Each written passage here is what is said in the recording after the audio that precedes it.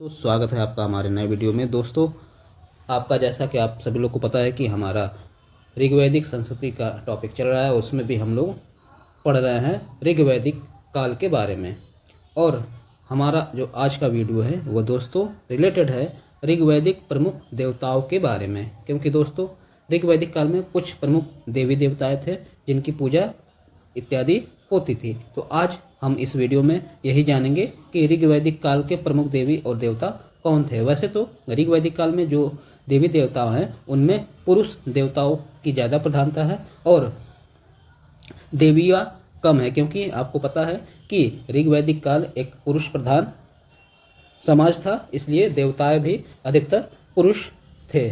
तो आइए देखते हैं कि ऋग्वैदिक काल के प्रमुख देवताएं और देवियाँ कौन सी थीं। लेकिन आप मेरे चैनल पर नए हैं तो हमारे चैनल को अधिक से अधिक आप सब्सक्राइब करिए, वीडियो को लाइक करिए और शेयर करिए दोस्तों, क्योंकि ऐसा वीडियो आपको और कहीं देखने को नहीं मिलेगा। इतने कम समय में इतना डिटेल आपको किसी भी अन्य चैनल पे देखने को नहीं मिलेगा। तो आइए देखते हैं कि हमारे जो ऋग्वैदिक कालीन प्रमुख देवी और देवताएं कौन से थे।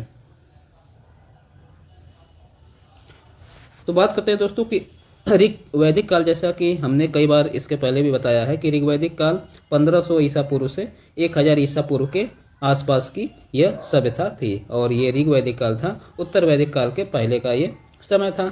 और इस समय के जो लेख थे वह बहुदेवतावादी, यानी कि बहुत सारे देवताओं में विश्वास ये लोग करते थे। और इनके जो देवता थे वह मुख्यतः प्राकृतिक शक्तियों की पूजा करते, यानी कि जो प्रकृति से नेचर से जुड़े हुए या प्रकृति से जुड़े हुए देवता इत्यादि थे उनकी ये लोग पूजा करते थे। यानी कि इनके अधिकतर देवता प्राकृतिक थे, यानी कि प्रकृति से जुड़े हुए। इन देवताओं में इंद्र, अग्नि, वरुण, सोम, सूर्य इत्यादि ये सब प्रतिष्ठित देवता थे, यानी कि ये सबसे ज़्यादा प्रचलन में थे। और वेदों में इनकी स्तुति के लिए अनेक मंत्र रचे गए हैं और यज्ञों में उन मंत्रों को गाया जाता था।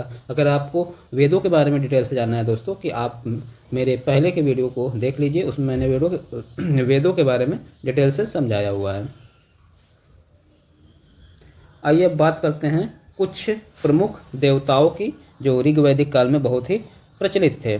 तो सबसे पहले बात होती है इंद्र की, क्योंकि इंद्र सबसे प्रसिद्ध देवता थे ऋग्वैदिक काल के। और इंद्र को युद्ध और वर्षा का देवता माना गया है, क्योंकि सबसे ज़्यादा जो सूक्त है या जो मंत्र है वह हमारे इंद्र को ही समर्पित है। लगभग 250 से अधिक मंत्र इंद्र को समर्पित है ऋग्वेद में।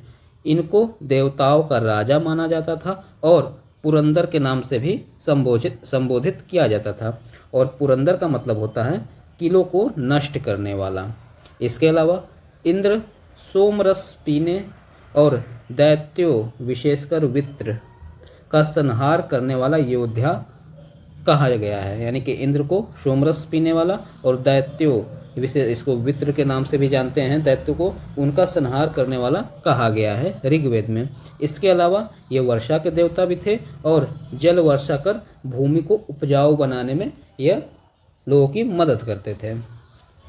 दोस्तों, जो हमारे दूसरे सबसे महत्वपूर्ण देवता हैं ऋग्वैदिक काल के, वह है अग्नि। इनको यज्ञ या पवित्रता का देवता भी कहा गया है।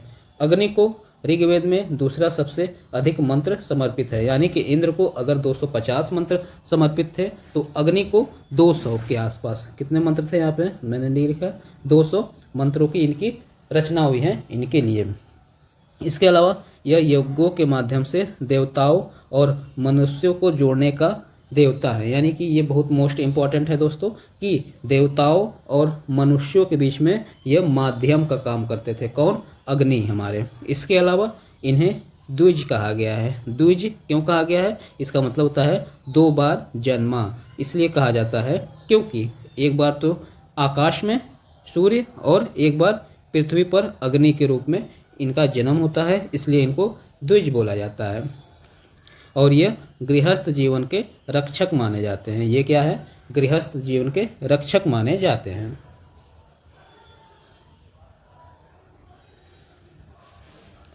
अब हम आते हैं वरुण। ये तीसरे सबसे प्रमुख देवता थे ऋग्वेद में और इनको नैतिकता और न्याय का देवता माना जाता था। वरुण को नैतिकता और न्याय का देवता माना जाता था और वरुण को ऋग्वेद में रथ के नाम से संबोधित किया गया है, जिसका मतलब होता है सत्य और नैतिकता का संरक्षक इसको बोला जाता है।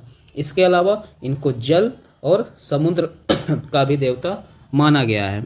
इसमें ऋग्वेद में यह पापियों को दंड देते हैं और पुण्य आत्माओं की रक्षा करते हैं।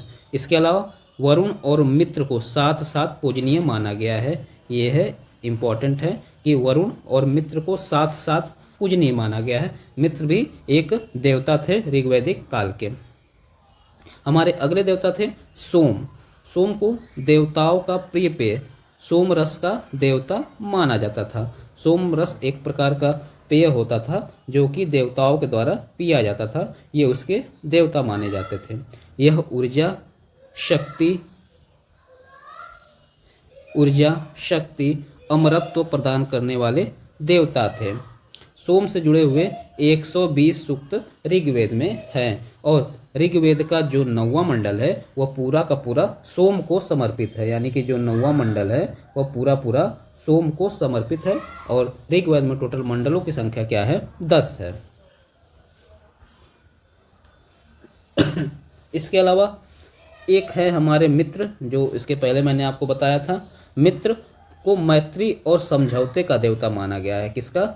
मैत्री और समझौते का देवता इनको माना गया है और इनको सूर्य के साथ भी जोड़ा जाता है। यानी कि सूर्य का भी एक रूप है मित्र। इसके अलावा आगे बात करते हैं वायु की। तो वायु को वायुत्व और प्राण शक्ति का देवता माना जाता था और इनको इंद्र का सारथी भी कहते थे। किसको? वायु को। तो दोस्तों आप देख रहे हैं कि वीडियो कितना अच्छा बना हुआ है और इतनी गहराई से कोई भी आपको बताने वाला नहीं है। तो आप मेरे चैनल को प्लीज़ अधिक से अधिक सब्सक्राइब करिए, वीडियो को लाइक करते रहिए। हाँ, तो आगे देखते हैं। आगे हमारे हैं अश्विनी कुमार। तो जो अश्विनी कुमार हैं दोस्तों, यह जुड़वा देवता माने जाते हैं और यह चिकित्सा और आरोग्य प्रदान करते हैं और इन्हें चिकित्सक देवता के रूप में जाना जाता है ऋग्वेद में। इसके अलावा सूर्य को समस्त विश्व का रक्षक बोला गया है एवं जब सूर्य चमकने लगता है तो उस समय उसको सविता बोला जाता है। Very important. इस सविता सूर्य का ही एक रूप है। जब सूर्य चमकने लगता है तो उसको सविता के नाम से जाना जाता है और गायत्री मंत्र सविता को ही समर्पित है। ऋग्वेद में जो गायत्री मंत्र है वह किस देवता को समर्पित है? सविता को। और ये विश्वामित्र के द्वारा इसकी रचना हुई थी। विश्वामित्र के द्वारा इसकी रचना हुई थी। किसकी? गायत्री मंत्र की।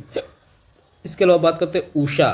तो उषा जो है यह प्रमुख देवी हैं ऋग्वैदिक काल की और यह प्रातः काल की देवी है और सूर्य निकलने से पूर्व की बेला जो होता है उसको उषा कहा जाता है।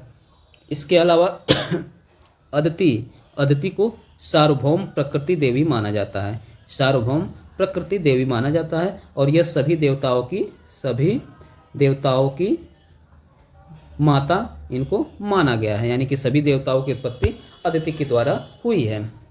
और अगर बात की जाए रुद्र की, अगले देवता हमारे क्या है? रुद्र। तो रुद्र क्या है? ऋग्वेद में 3 सूक्तों में इनका वर्णन मिलता है और यह शिव के प्रारंभिक रूप हैं। रुद्र क्या है? शिव के प्रारंभिक रूप है।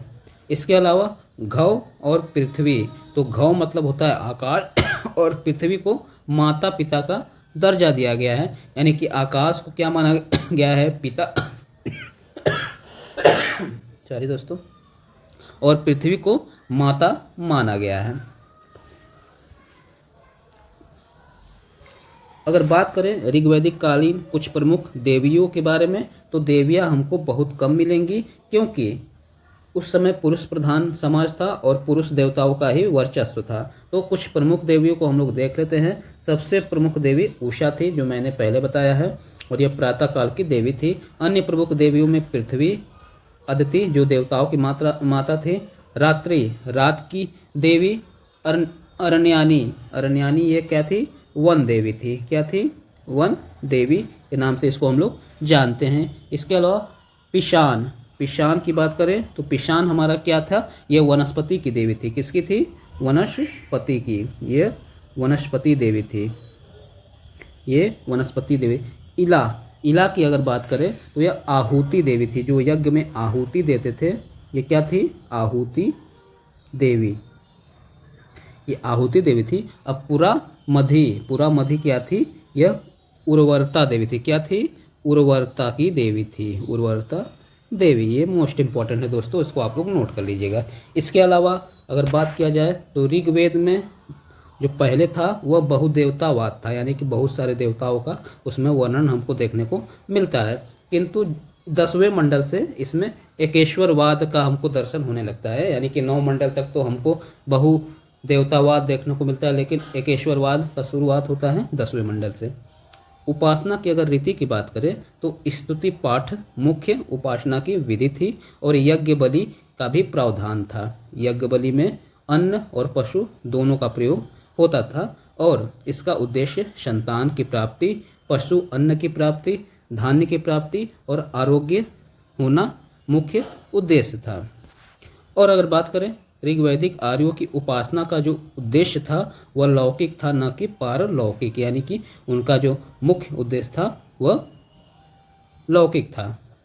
और यह लोग आध्यात्मिक उत्थान या जन्म मृत्यु के कष्टों से मुक्ति के लिए पूजा पाठ नहीं करते थे, बल्कि अपने लौकिक जीवन को और सही बनाने के लिए पूजा पाठ करते थे। तो दोस्तों, ये हमारा ऋग्वैदिक काल के प्रमुख देवताओं का टॉपिक खत्म होता है। उम्मीद करता हूँ कि वीडियो आपको अच्छा लगा होगा। वीडियो को पूरा देखने के लिए बहुत बहुत धन्यवाद।